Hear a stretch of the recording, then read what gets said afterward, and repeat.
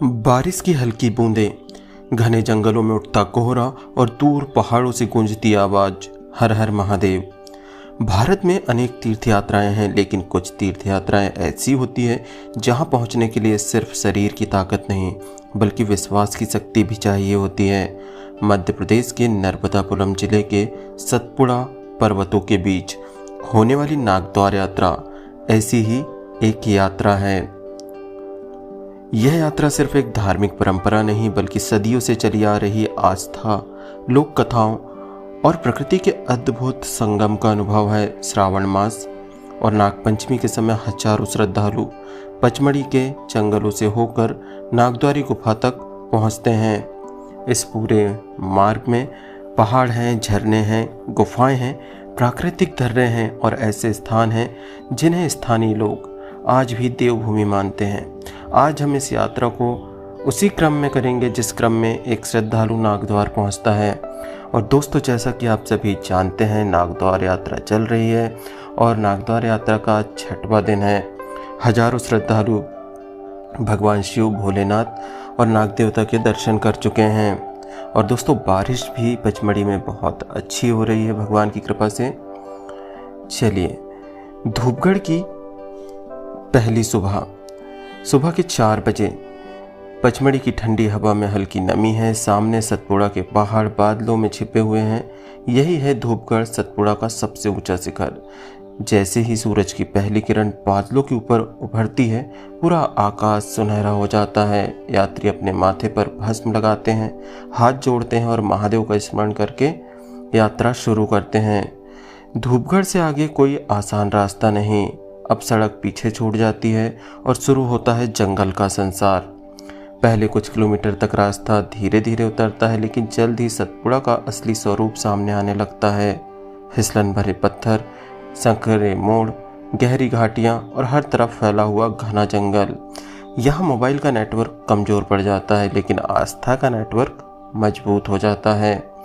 फिर आता है अगला पड़ाव, भजियागिरी। यह सिर्फ एक पड़ाव नहीं बल्कि नागद्वार यात्रा की पहली बड़ी परीक्षा है।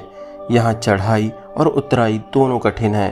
बरसात के मौसम में मिट्टी नरम हो जाती है और पत्थर बेहद फिसलन भरे हो जाते हैं। यात्रियों के कंधों पर सामान है, पैरों में थकान है, लेकिन होठों पर एक ही नाम है, भोलेनाथ। हर हर महादेव, हरि हर। यही पहली बार एहसास होता है कि यह यात्रा किसी सुविधा की नहीं बल्कि समर्पण की यात्रा है। यही नहीं, पहली बार भजियागिरी के बाद दोस्तों अगला पड़ाव आता है काजली गांव। जंगल के बीच जीवन की धड़कन। कई घंटों की पैदल यात्रा के बाद सामने आता है काजली गांव। चारों ओर पहाड़ों से घिरा यह छोटा सा गांव नागद्वार यात्रा का सबसे महत्वपूर्ण पड़ाव माना जाता है।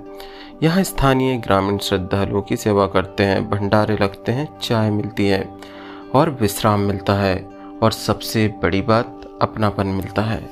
काजली गांव से जुड़ी एक लोक कथा आज भी श्रद्धालुओं के बीच सुनाई जाती है। कहते हैं, बहुत समय पहले एक महिला संतान की प्राप्ति की इच्छा लेकर नागराज की तपस्या करने आई। उसकी मनोकामना पूरी हुई तो वह नागराज को काजल चढ़ाने पहुंची, लेकिन जब उसने नागराज का विराट स्वरूप देखा तो भयभीत हो गई। तब नागराज ने अपना स्वरूप छोटा कर लिया और तभी से इस स्थान का नाम काजली पड़ा। सच क्या है यह इतिहास नहीं बताता, लेकिन लोक विश्वास आज भी इस कथा को जीवित रखे हुए हैं।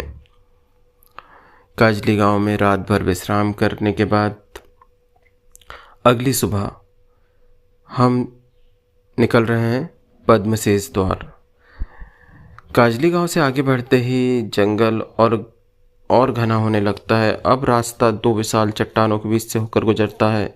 यही है पद्मशेष द्वार। पहली नज़र में यह स्थान किसी प्राचीन किले के प्रवेश द्वार जैसा लगता है। ऊंची चट्टानें, बीच में सकरा मार्ग, ऊपर लटकती हुई जड़ें। स्थानीय श्रद्धालु मानते हैं कि यह नागलोक के प्रवेश मार्ग का प्रतीक है।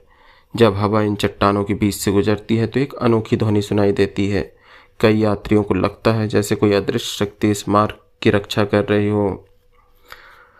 फिर वो पड़ाव आता है दोस्तों जिसके लिए यह यात्रा हो रही है, पद्मशेष मंदिर। पद्मशेष द्वार पार करने के बाद पहुंचते हैं पद्मशेष मंदिर बड़े मालिक। यह मंदिर पहाड़ों और चट्टानों के बीच स्थित है। यहाँ की सबसे बड़ी विशेषता इसका वातावरण है। यहाँ कोई बाजार नहीं, कोई शोर नहीं, सिर्फ जंगल, पक्षियों की आवाज़, मंदिर की घंटियाँ और भोलेनाथ के भक्तों के हर हर महादेव की गूंज गूंजती है। श्रद्धालु यहाँ रुककर पूजा करते हैं, जल चढ़ाते हैं, भगवान शिव के दर्शन करते हैं, नाग देवता के उस प्राकृतिक स्वरूप के दर्शन करते हैं जिसके लिए इतनी कठिन चढ़ाई करके वो यहाँ आए हैं। एक बड़ी गुफा के अंदर प्राकृतिक रूप में नाग देवता और भगवान शिव का शिवलिंग स्थित है और यहाँ दर्शन के बाद सारी सब थकान मिट जाती है। भगवान भोलेनाथ की आस्था में श्रद्धालु इतना डूब जाते हैं कि किसी भी थकान का अनुभव नहीं होता। पद्मशेष बड़े मालिक के दर्शन करने के बाद अगला पड़ाव आता है पश्चिम द्वार। पत्थरों से बना यह सकरा प्राकृतिक प्रवेश मार्ग नागद्वार यात्रा के सबसे प्रसिद्ध स्थलों में गिना जाता है। स्थानीय मान्यता है कि यह महादेव के प्राचीन प्रवेश मार्गों में से एक है। पश्चिम द्वार के आसपास बहता पानी, चट्टानों पर उगती काई और घने वृक्ष इस स्थान को रहस्यमय बना देते हैं। यहाँ पर एक विशाल गुफा है जिसके अंदर भगवान शिव के शिवलिंग और प्राकृतिक मूर्तियाँ स्थित है। साथ ही एक विशाल झरना भी है। पश्चिम द्वार के बाद श्रद्धालु कठिन चढ़ाई करके पहुंचते हैं स्वर्ग द्वार। पश्चिम द्वार के आगे बढ़ते ही यात्रा का सबसे चुनौतीपूर्ण हिस्सा शुरू होता है, स्वर्ग द्वार। यहाँ खड़ी चढ़ाई है, पत्थरों पर बने प्राकृतिक कदम, दो पहाड़ों के बीच ऊपर जाता हुआ सकरा मार्ग। बारिश में है रास्ता और भी कठिन हो जाता है। कई यात्रियों की सांसें तेज हो जाती है, पैर जवाब देने लगते हैं, लेकिन तभी पीछे से आवाज़ आती है, बम बम भोले हरिहर। और यही आवाज़ थके हुए शरीर में नई ऊर्जा भर देती है। जब स्वर्ग द्वार की ऊंचाई पर पहुंचते हैं तो सामने फैले सतपुड़ा के अनंत जंगल दिखाई देते हैं। ऐसे लगता है जैसे पूरी धरती हरे रंग की चादर ओढ़े खड़ी हो। यही समझ आता है कि कठिन रास्तों के बाद मिलने वाला दृश्य ही सबसे बड़ा पुरस्कार होता है। स्वर्ग द्वार में दर्शन करने के बाद हमारा अगला पड़ाव है चिंतामणि मंदिर। स्वर्ग द्वार से आगे जंगल के बीच स्थित है चिंतामणि मंदिर। यह स्थान यात्रा का शांत पड़ाव है। यहाँ कई श्रद्धालु रात्रि विश्राम करते हैं।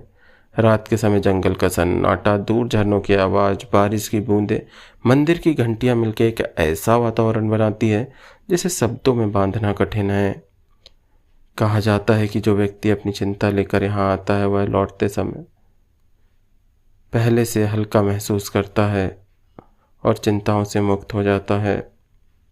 फिर अगला पड़ाव आता है दोस्तों चित्रशाला माता मंदिर, नागद्वारी गुफा दर्शन, पद्मशेष बड़े मालिक के दर्शन, स्वर्ग द्वार, पश्चिम द्वार के बाद यह प्रमुख पड़ाव है। यहाँ पहुंचकर श्रद्धालु माता का आशीर्वाद लेते हैं, अपनी यात्रा पूर्ण मानते हैं। थके हुए पैर, भीगे हुए कपड़े, घायल तलवे, लेकिन चेहरे पर संतोष, क्योंकि अब उन्हें लगता है महादेव ने उनकी यात्रा स्वीकार कर ली। नागद्वार यात्रा हमें सिखाती है कि भगवान तक पहुंचने का मार्ग हमेशा आसान नहीं होता।